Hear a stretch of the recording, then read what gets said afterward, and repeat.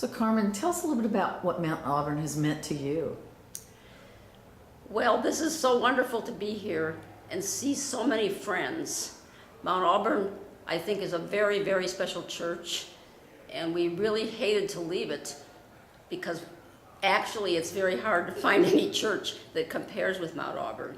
And coming back, it was just so wonderful to be able to experience it in all of its glory.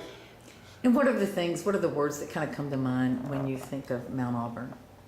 Community, action, justice, getting things done. And if you were to talk to somebody, who was maybe looking for a church, how would you describe Mount Auburn to them? Well, it's definitely open and welcoming. And I think there's plenty of opportunity to fit in your own little niche. Has there been any particular moment when you think, wow, Mount Auburn really spoke to you spiritually? That's the kind of question that always takes me a long time to think of. I don't think I can come up with that right off the top of my head.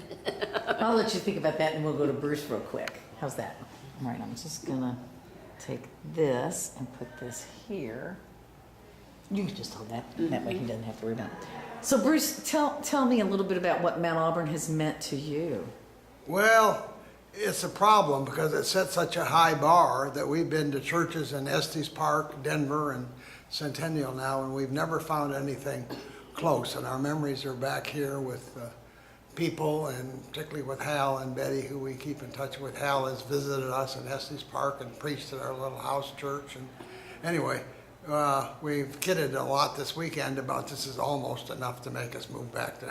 Oh, well, maybe you should. Well, we have, unfortunately or fortunately, we have 9-year-old grandson twins and live 3 miles from us, and I think they are maybe just a little bit bigger draw.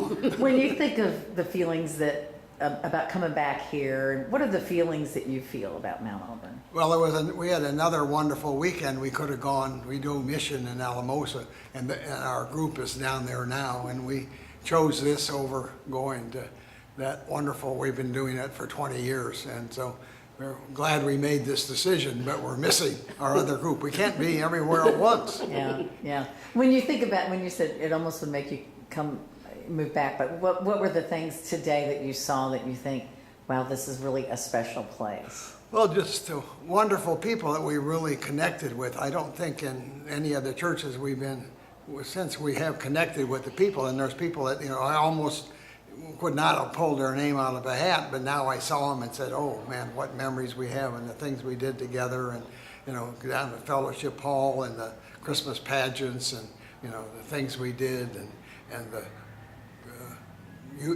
couples group and all that kind of stuff was really, really fun.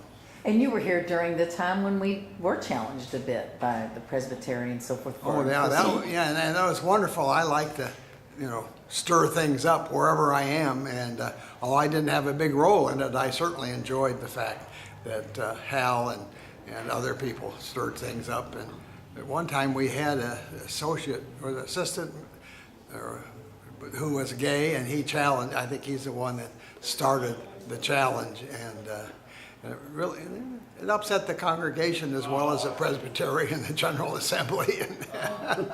Great. Yeah. All right, I'm going to go back to Carmen.